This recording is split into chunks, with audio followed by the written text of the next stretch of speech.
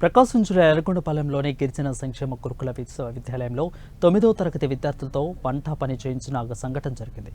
ఈ విషయంపై రాష్ట్ర ఎస్టీసీల కమిషన్ సభ్యులు శంకర్ నాయక్ విచారణ నిర్వహించారు. ఆయన వంట పనులు చేసిన విద్యార్థులను అడిగి విషయాలను తెలుసుకున్నారు. ఇక ఆ రోజున వంట సిబ్బంది సెలవులో ఉండడం వలన తమ కంటే చిన్నపిల్లలతో ఆకలితో బాధపడుతూ ఉండడంతో వంట పనులు చేశామని విద్యార్థులు ఆయనతో అన్నారు. ఇక ఈ కార్యక్రమంలో 9, 10వ తరగతి విద్యార్థులు తెలుగు, ఇంగ్లీష్ పుస్తకాలు చదవాలని ఎస్టీ కమిషనర్ సభ్యులు తెలిపారు. వారు అనర్గళంగా చదవలేకపోగా అన్ని తప్పులు చదవడంతో పాటు ఆయన విస్మయానికి గురయ్యారు.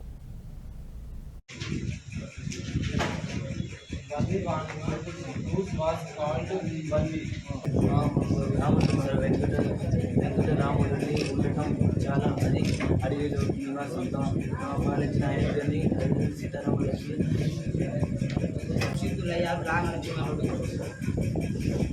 ముని వస్తువులు మిథుల నగరం వైపు ముని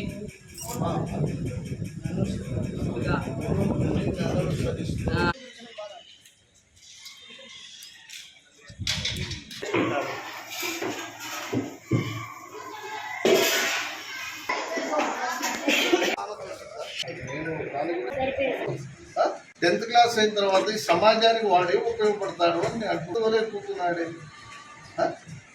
ఇప్పుడు నేను అనేది మనమేమో బుక్కుని చూసి చదవలేకపోతే రేపు వాడు 10th క్లాస్ అయిన తర్వాత ఈ సమాజానికి వాడే ఉపయోగపడతాడు అని నేను అనుకున్నాను. ఏం సార్ అబ్బాయి కూడా 7 మందితో చదివించు. ఇక్కడ అందరూ పబ్లిక్ ఉన్నారు, ప్రెస్ వాళ్ళు ఉన్నారు, అఫీషియల్స్ ఉన్నారు. నేను చదివిస్తే హ్యాపీ. మరి ప్రభుత్వాలు ఇన్ని కోట్లు పెట్టి లక్షలు పెట్టి ఇంత తల్లిదండ్రులు ఏదో మా బిడ్డలు బాగా చదువుకున్నారు, వాళ్ళు బాగుంటారు, మా లైఫ్కి భిన్నంగా వాళ్ళు బతుకుతారని వాళ్ళు ఎంతో ఆశించి ఇక్కడ పంపిస్తే ఇక్కడ పిల్లలతో పని చేపిస్తారు.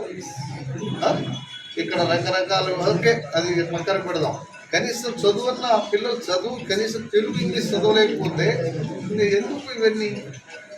సర్వీస్ మ్యాటర్స్లో ఏదైతే ప్రివిలేజ్ ఉందో ఆ రకంగా వారి మీద కూడా తగు చర్యలు కూడా తీసుకోవడానికి కూడా కమిషన్ అంటే ప్రభుత్వం తరఫున ముందుకెళ్తుందని కూడా మీ ద్వారా తెలియజేస్తూ మరి భవిష్యత్తులో ఇలాంటి సంఘటనలు అంటే ఇవాళ ఎర్రగొండపాలెమే కాదు రాష్ట్రంలో ఎక్కడ కూడా ఇలాంటి అంటే వర్కర్స్ లేరనేటువంటి ఒక కారణం చేత గిరిజన విద్యార్థుల ద్వారా ఎక్కడైనా మళ్ళీ ఇలాంటి సంఘటనలు మాత్రం పునరావృతం అయితే కమిషన్గా ప్రభుత్వం తరఫున తప్పనిసరిగా తగు చర్యలు కఠినంగా తీసుకుంటామని కూడా మీ ద్వారా తెలియజేస్తూ